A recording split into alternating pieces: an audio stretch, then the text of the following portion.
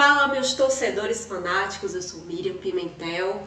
Hoje nós estamos aqui fazendo mais um conteúdo para o nosso canal no YouTube e hoje nós vamos falar com o psicólogo Miguel Osterno.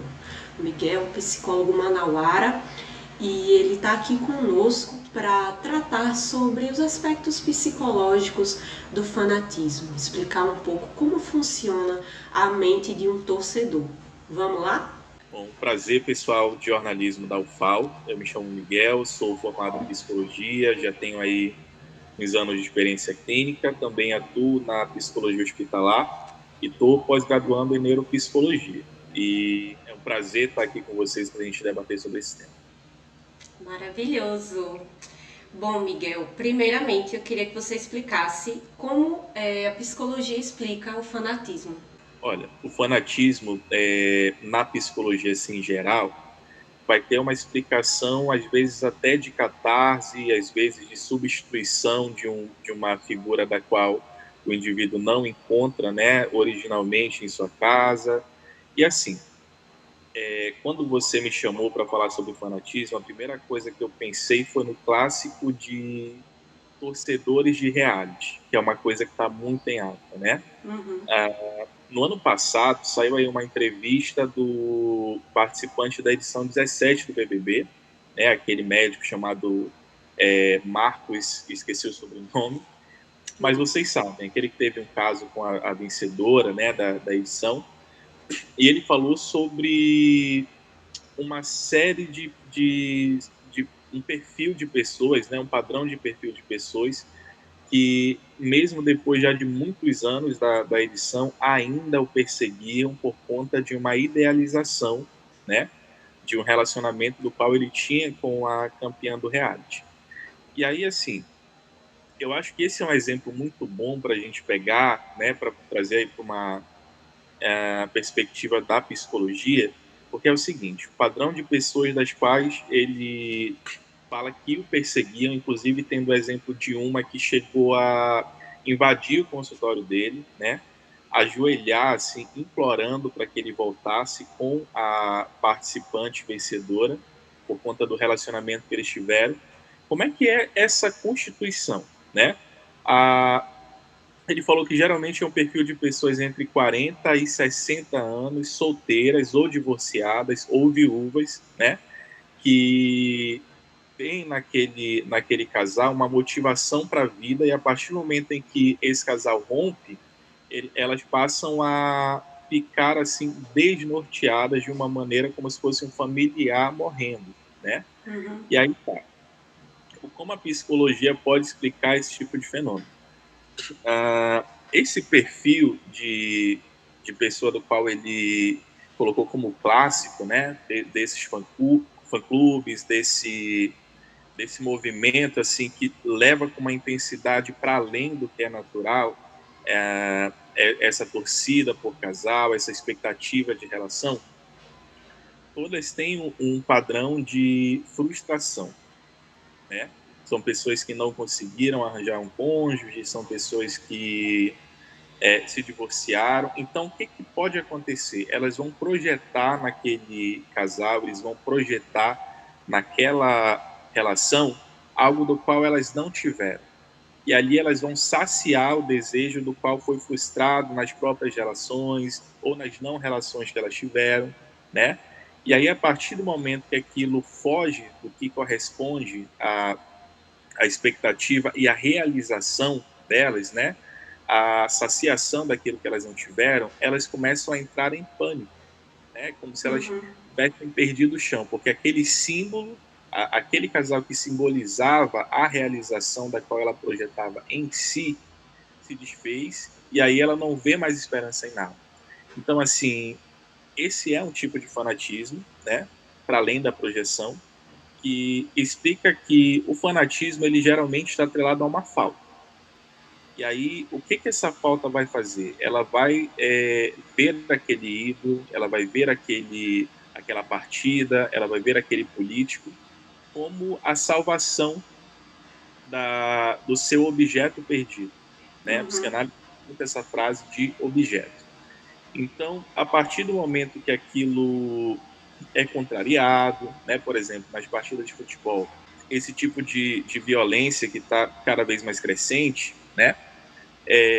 A partir do momento que há essa contrariedade, há essa provocação das outras partidas, eles sentem a ameaça daquilo que é sagrado para eles. Às Uhum. vezes o fanatismo é a projeção de uma família, a projeção de um prazer, a projeção de um lazer.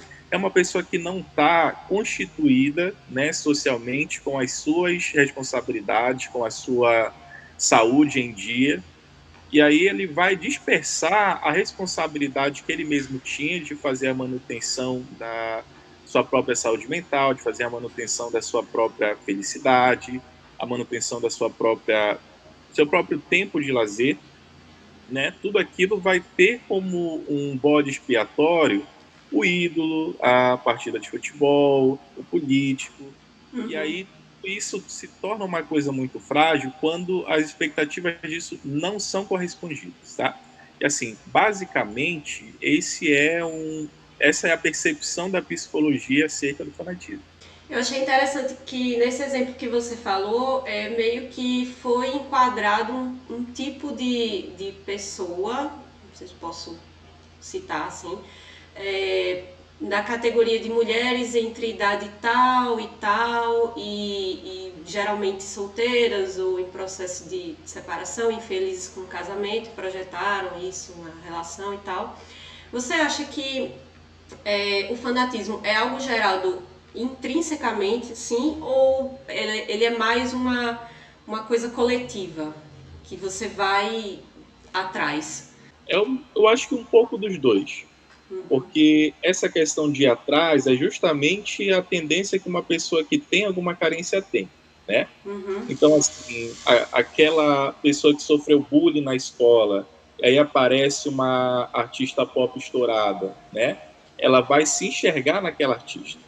Ela vai meio que projetar naquela artista a capacidade que ela não teve de ter uma popularidade, ter a aparência que aquela artista tem, né?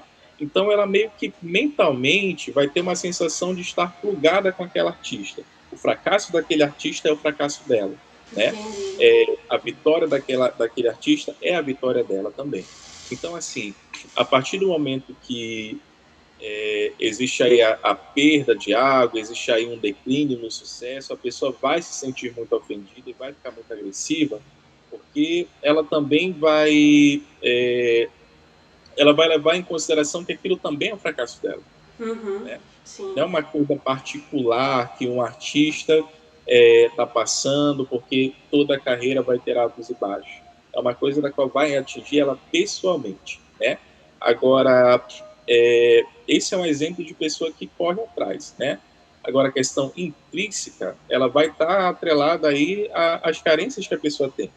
Ela também vai ver naquele artista um sentimento que ela vai desenvolver que, por exemplo, ela não vai ter com alguns familiares, que seria essencial para a base dela, né?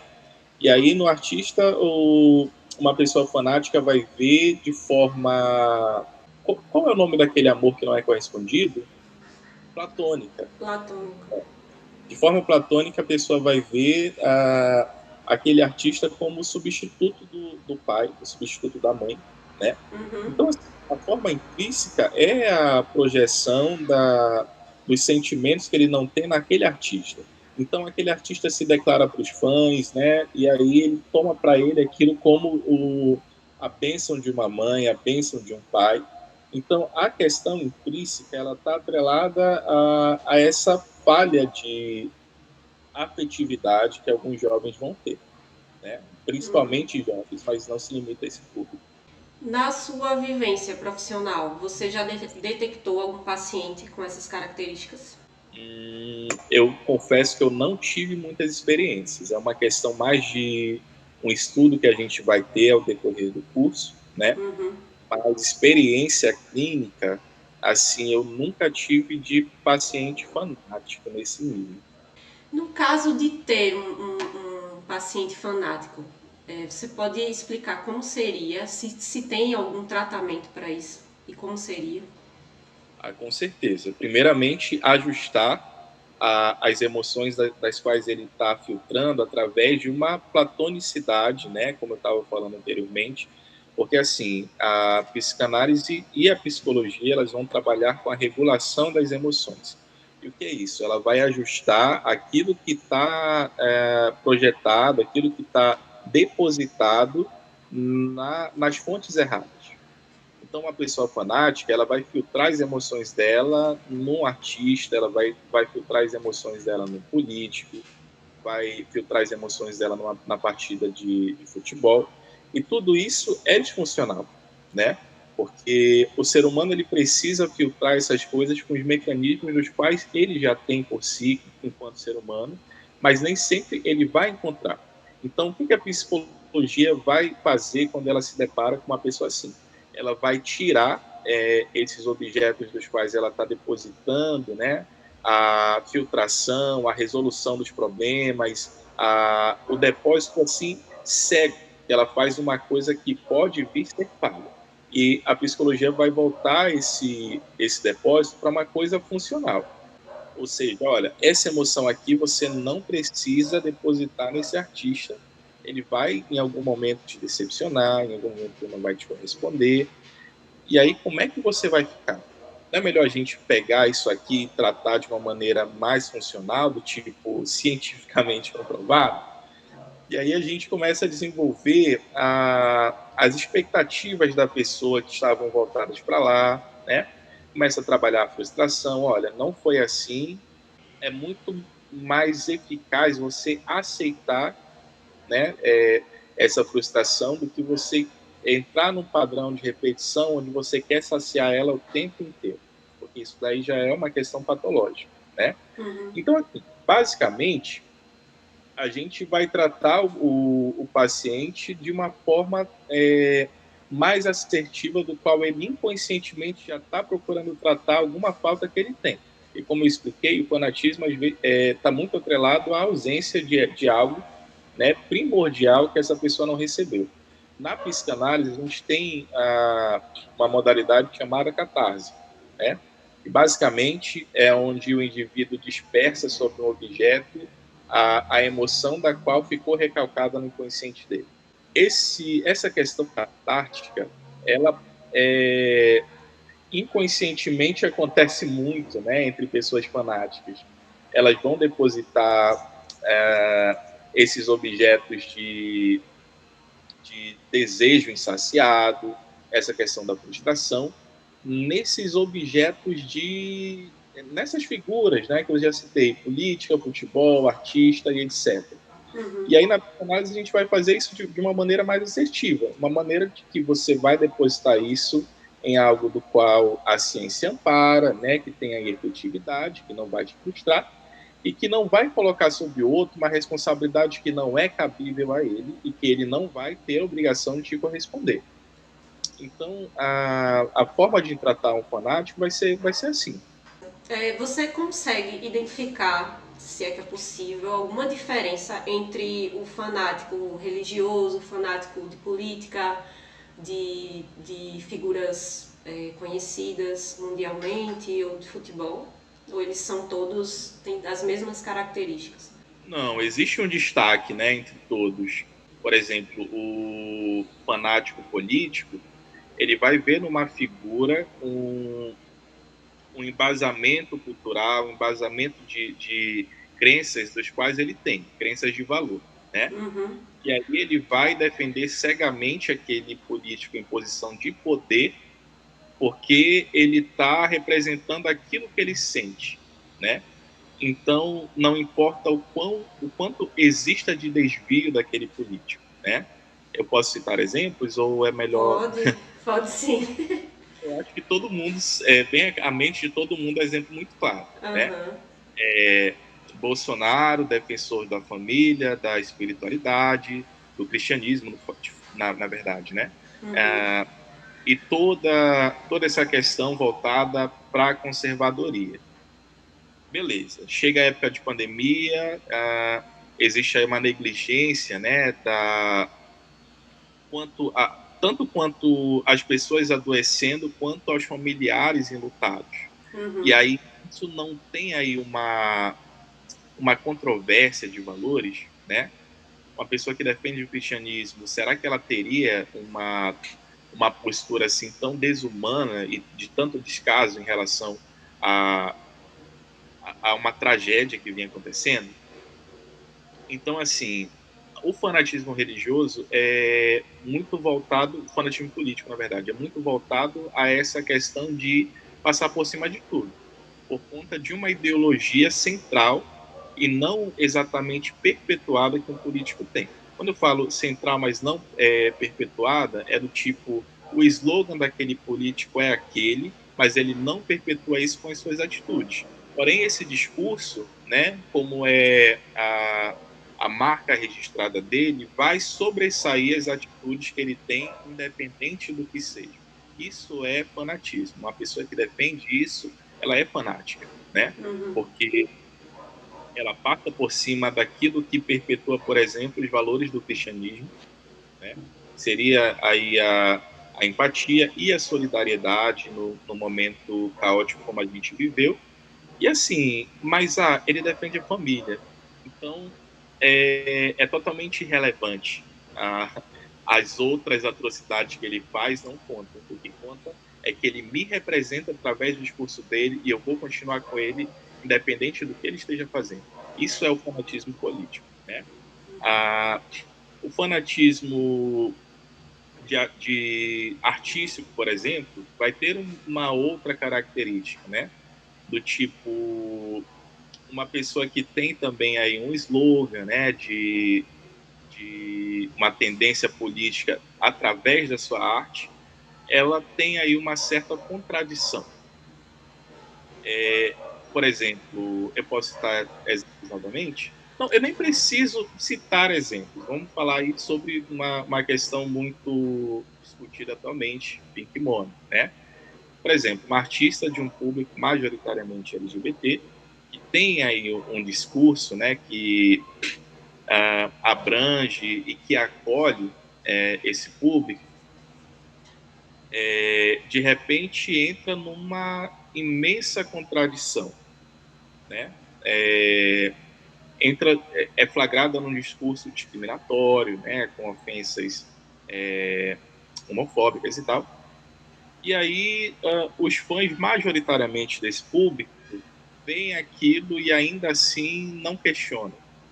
Tipo assim, ela fala isso, mas ela é uma grande artista, mas ela é isso, mas ela é aquilo. Tipo assim, o fanatismo é aquilo que te impede de questionar.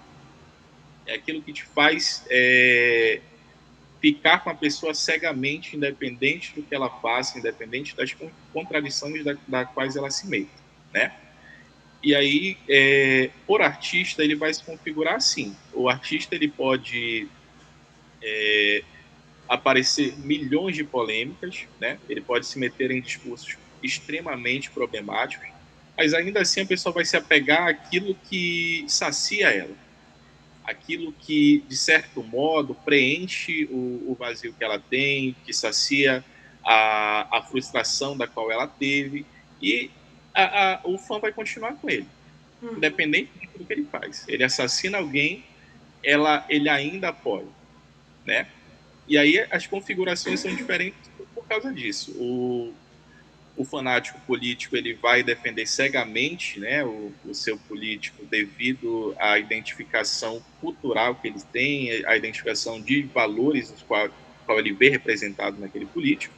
E o fanático por artista ele vai defender o artista independente da polêmica que ele se meta, porque aquele artista preenche um vazio emocional que ele tem que ele não encontrou muitas vezes no seio familiar, no seio matrimonial. Então existem esses destaques, né? Uhum. Você acredita que o fanatismo pode acarretar outros problemas de saúde, sejam físicos ou psicológicos? Definitivamente. Porque o fanatismo é aquilo que está cegamente depositado, né, sobre um objeto, seja ele a política, a religião, o artista, o futebol. Então, assim, o depósito daquela pessoa, né, as expectativas, as perspectivas estão depositadas numa coisa da qual pode vir a falhar. né? Por exemplo, o religioso que tem uma fé cega num pastor, e aí o pastor entra num escândalo, né? Como é que fica a mentalidade desse fanático? Porque, assim, por mais que ele tenha essa tendência a ser cego, né, por aquela figura, ele também tem alguns indagamentos. Ele começa a se questionar, tipo, cara, e agora o que vai ser da minha vida? Quando tudo aquilo que eu acreditei, tudo aquilo que eu depositei, tudo de mim, aonde eu filtrei as minhas emoções, começou a desmoronar. Então, isso definitivamente pode acarretar em outros problemas de saúde mental, né? Porque todo o depósito da pessoa está armazenado ali, naquela figura, naquele futebol, naquele político. E aí, quando essa coisa começa a ter algum indício de que vai se corromper, como é que fica, né? Todo esse depósito que a pessoa fez. É que nem no relacionamento. Uma pessoa que está num relacionamento muito intenso, né? E aí descobre, por exemplo, uma traição, o mundo dela cai, porque ela depositou e apostou tudo ali. Se assemelha ao vício. Olha, pode ter uma comparação, né? Porque o vício também é uma entrega da pessoa por determinada coisa. O fanatismo ele também é uma aposta assim muito entrega, né, em determinado objeto. Para suprir aquilo que a pessoa não encontra em outro lugar, né? Exatamente. Sabe aquela questão do bode expiatório, onde você deposita numa pessoa, geralmente, todas as responsabilidades que você não soube administrar e atribui a culpa a ela para a dispersação de culpa e responsabilidade? Não é exatamente assim, mas é uma coisa da qual dá para fazer uma análise, né? Uma analogia, na verdade. Assim como o vício, né, tem o desconto de tudo. Por exemplo, uma pessoa ansiosa tende a descontar sua ansiedade no cigarro, às vezes na comida, né? Assim também é o fanático. Ele tende a desviar suas projeções para aquela figura. Lembrando agora que você falou alguns exemplos, né, de ídolos, né? Tiveram alguns exemplos na mídia que, assim, de casos de fanatismo exacerbados que não acabaram muito bem. Tem algum deles que te choca mais, assim, e o porquê? Eu acho que o do John Lennon, né, foi o mais impactante, porque o rapaz foi lá e tirou a vida daquele que ele admirava. Então, assim, ao mesmo tempo que isso é contraditório, é uma coisa, como a gente pode dizer, até que esperada para o nível de patologia que uma pessoa fanática tem, do grau daquele fã, né? Para mim, esse foi o caso mais impactante. O stalker, ele pode ser considerado um fanático? Ele pode ter tendências fanáticas, né? Porque ele também está abrindo mão de alguma ocupação que seria voltado para ele para depositar numa outra pessoa. Ele está abrindo mão de sua vida para gastar muita energia, né, procurando indícios, procurando alguma coisa daquela pessoa. Então, é um tipo de fanatismo, é muito característico do fanatismo. Você se considera uma pessoa fanática? Não, definitivamente não. Assim, eu acho que existe uma grande propensão enquanto a gente é adolescente, não tem ali uma mentalidade formada, passa pelas problemáticas, né, da adolescência, os conflitos familiares inerentes a essa fase, e a gente pode ter uma certa tendência fanática, né? Mas é uma coisa muito comum entre adolescentes. Tanto é que a maioria desses fã-clubes, né, eles são formados por adolescentes. Então é uma Tem coisa alguns muito... que as pessoas permanecem até hoje, né? As pessoas estão mais velhas, maduras e tal, permanecem até hoje. A gente vê, por exemplo, do RBD, né? Momento que existe, né, essa maturidade e permanece o acompanhamento de certo artista, o saudável e o esperado é que haja aí uma cisão entre a intensidade, né, que aquela pessoa que agora já migrou para a vida adulta tem por aquele artista. Quando eu falo aquela visão, uma ocupação maior vai impedir de que a pessoa esteja totalmente focada ali no que o artista faz, onde o artista está, onde ele vai aparecer, qual é o lançamento. E automaticamente isso vai gerar também uma admiração mais saudável. Tipo, eu não vivo por aquilo. Eu admiro, mas eu tenho a minha vida, né? Eu tenho as minhas coisas, eu tenho as minhas obrigações, eu tenho as minhas ocupações. Eu não desvio para aquele artista uma coisa que não é cabível a ele, que é cabível a mim e às outras áreas da minha vida. Então, existe esse rompimento, né? Se há uma transferência saudável da adolescência para a vida adulta, vai ver essa cisão. É o esperado. Perfeito. Bom, pessoal, estamos finalizando a nossa entrevista com o psicólogo Miguel Osterno. Miguel, muito obrigada por disponibilizar o seu tempo para a gente. Muito obrigada pelos esclarecimentos. E é isso. Espero que a gente se veja mais vezes por aí. Eu é que agradeço a oportunidade, né? Meu grande abraço aí à turma de jornalismo da UFAL. Vocês estão com uma futura ótima profissional. Acredito que vocês também vão ser, tá? E eu estou aberto e disponível aí às próximas parcerias. Espero que vocês gostem, que esclareça e se tiver algum outro projeto, a gente se vê. Obrigada, Miguel. Bom, pessoal, por hoje é só. Estamos encerrando a nossa entrevista aqui com o Miguel. E espero que vocês tenham gostado desse conteúdo, tá? Espero que tenha esclarecido algumas coisas para vocês. E deixando claro que para o próximo conteúdo vem coisa muito boa por aí. Inclusive eu estou aqui num hotel em Copacabana, no Rio de Janeiro, esperando da hora para ir lá no Maracanã fazer uma cobertura bem massa para vocês lá no jogo de hoje, tá? Fiquem ligadinhos que no próximo vídeo tem coisa boa. Tchau!